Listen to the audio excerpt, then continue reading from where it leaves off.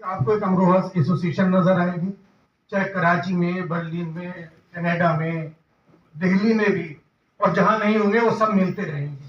और ज्यादातर लोग तरन्नुम से गजल पढ़ने वाले उनमें आपको मिलेंगे। और देखिए, अमरोहा में एक मशायरा हुआ जिसमें कमाल अमरोही साहब सिफारिश कर रहे हैं। बहुत दिनों की बात है, लेकिन मैंने वो अटेंड किया तो बशीर बद्र साहब की आदत थी कि वो मशायरे में अल्फाज के मानी बताते थे। तो उन्होंने शेर पढ़ा कि सितारों की जौ से चिरागों की लौ तक तुम्हें मैं मिलूंगा जहां रात होगी, और उन्होंने जौ के मायने बताए। तो सारे अमरोहा के लोग बुरा मान रहे हैं कि देखिए अमरोहा जैसी जगह में ये जौ के मायने बता रहे हैं। तो अमरोहा का ये कल्चर है कि, और दूसरी बात ये कि अमरोहा के लोग जो है, अब कराची में आपने सुना होगा अमरोहा एसोसिएशन है, मैं बर्लिन में मैं गया तो वहां पे एक सेमिनार था, उसमें कुछ जिक्र आया जॉन एलिया।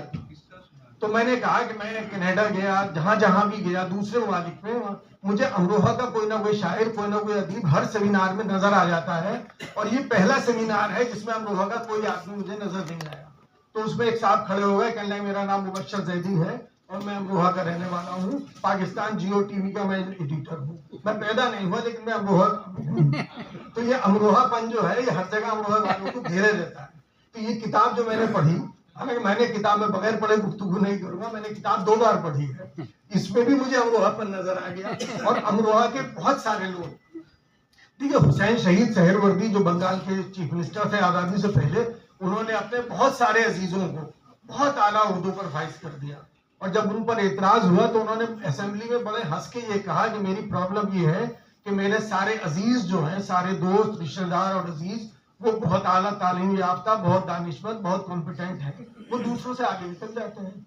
तो यही मामला अमरोहा होगा। इस किताब में भी तो दीन का चिराग, तो उनके एक असिस्टेंट ने जल्दी से उसे रोशन किया, तो उसमें से देव निकला। उसने कहा क्या हुक्म है मेरे आका? उन्होंने कहा मुझे स्विट्जरलैंड में बहुत बड़ा बंगला दो और दौलत दो बहुत सारी, ताकि मैं यहाँ वापस ना आऊं और मुझे आराम से जिंदगी गुजारूं। वो गायब हो गया बेचारा, स्विट्जरलैंड पहुंच गया। दूसरे ने कहा कि मुझे तो वो चाहिए, क्रूज चाहिए जिसमें बहुत दौलत भी और मैं सारी दुनिया घूम के आऊं। उसके साथ भी वो गायब हो गया। अब एडिटर साहब अकेले रह गए। उन्होंने, एडिटर साहब ने उसे बुलाया दिन को और कहा खुदा के वास्ते इन दोनों को बुला लो, चूंकि कॉपी प्रेस जाने वाली है, इनका में शादी करेंगी। तो उस वक्त नजर सज्जाद हैदर जो कुलकुलैन हैदर की वालदा थी, हयात थी। उन्होंने कहा कि देखो शादी बहुत मुकद्दस फरीजा है, ये या तो हिंदुस्तान में करो या पाकिस्तान में करो, ऐसा कर रहे हो जैसे कोई चोरी से बुरा काम करो। तो वो टल गई बात। उसके बाद वो हमेशा शादी हो ही नहीं पाई। तो जब ख्वाजा अब्बास ने अपनी बायोग्राफी लिखी आई नॉट एन आइलैंड, तो उन्होंने उसमें पूरा चैप्टर कुलकुलैन हैदर पे भेजा। जब कुलकुलैन हैदर दिल्ली आ गई थी तो उन्होंने वो चैप्टर उन्हें पढ़ने के लिए भेजा। वो ऐनी ने उठा के फेंक दिया, कहना खबरदार जो मेरे बारे में एक लफ्ज भी लिखा तो वो बेल मंडे नहीं चली। रशीद अहमद सिद्दीकी साहब का इन्होंने जिक्र किया। रशीद अहमद सिद्दीकी साहब का बड़ा तफसील से जिक्र है। हम तो आज तक यही समझते थे कि वो जौनपुर में पैदा हुए हैं। इन्होंने तफसील से बताया कि वो किस गांव में पैदा हुए हैं। एक खूबी ये है कि जितने अशखास का जिक्र उन्होंने किया है, उन सबकी जो जिंदगी के कवायद है वो इन्होंने महफूज कर दिए, जो शायद नए लोगों के लिए बहुत काम हो। लेकिन रशीद साहब के साथ उनकी ज़राफ़त का, उनकी तमस्कुर का जिक्र ना होता तो बड़ा अधूरा है। रशीद साहब की 2-3 बातें मैं आपको ऐसी सुनाता हूँ जो यानी महफूज नहीं हुई है लेकिन बहुत दिलचस्प है। रशीद साहब ने हमारे कॉलेज के जो प्रिंसिपल थे मिर्जा महमूद बेग साहब, उनको एक खत लिखा। और अलीगढ़ के कुछ स्टूडेंट यहाँ आ रहे थे दिल्ली, तो वो चाहते थे कि उनके क़याम का इंतजाम करें। तो उन्होंने खत में लिखा कि बेग साहब, अलीगढ़ के तुलबा का एक काफिला आपकी खिदमत में आ रहा है, क़याम का इंतजाम आप कर दीजिए। तो आम का इंतजाम ये खुद कर लेंगे बशर्ते कि आप अपनी शराफत से मजबूर ना हो जाए। तो आप जानते हैं कि क्या हुआ होगा। हमारे उस्ताद कमर रईस साहब जो थे, तो उनके वो बहुत बड़े बड़े अल्फाज लिखते थे और उनकी जो तहरीर थी वो इधर से जुमला शुरू करते थे, टेढ़ा हो जाता था, आखिर तक ऐसे ही लिखते रहे।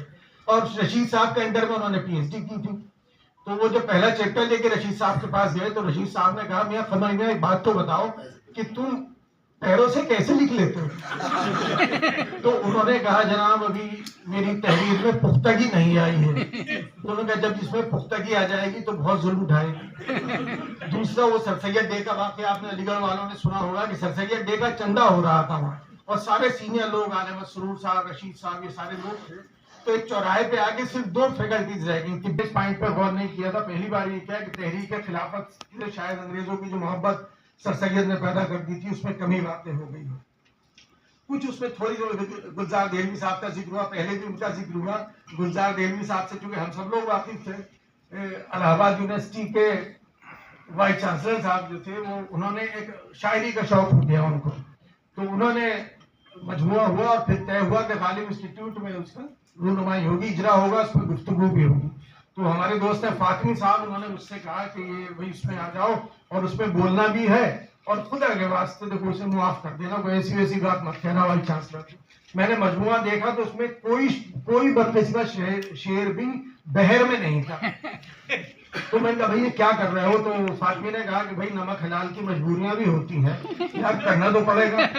तो खैर मैंने उस पर गुफ्तगू भी की, और जितने खाली बहर शेर थे वो मैंने पढ़ के बताया। मैंने देखो इन्होंने तो एक नई तरीके से जिद्दत की है इसमें, मैं अगर कहता तो इस तरह कह देते। तो बहरहाल वो बात, मगर गुलजार साहब सामने बैठे थे, गुलजार साहब ने इतने जोर से कहा कि यार ये, मैं तो समझा था वाइस चांसलर है, पढ़ा लिखा आदमी हुआ है तो बिल्कुल जाहिल है। तो वो जो उनका अंदाज था गुलजार साहब का, तो एकदम कोई भी बात ब्लंटली कह देना, तो हर जगह उन्हें नजर आता था। पीरजादा कासिम साहब के बारे में बड़ा अच्छा मजमून उन्होंने लिखा। पीरजादा कासिम साहब, हालांकि उसमें भी एक जरा सी फैक्चुअल गलती मुझे महसूस हुई। आपने लिखा कि वो सिवारा के रहने वाले थे, वो सिवारा नहीं बल्कि करीब में छोटा सा जगह है हबीब वाले के रहने वाले थे बहुत। और जो हबीब वाले के बारे में कहा जाता है कि पूरा गांव था जिसे तालीम ने बर्बाद कर दिया, क्योंकि वहां सन 42 में भी कोई घर ऐसा नहीं था जिसमें BA MA नहीं थे। तो जाहिर है जब आला तालीम हासिल करें तो वो वहां कहाँ रहे, तो इसीलिए उनके वालिद वहां से आ गए थे।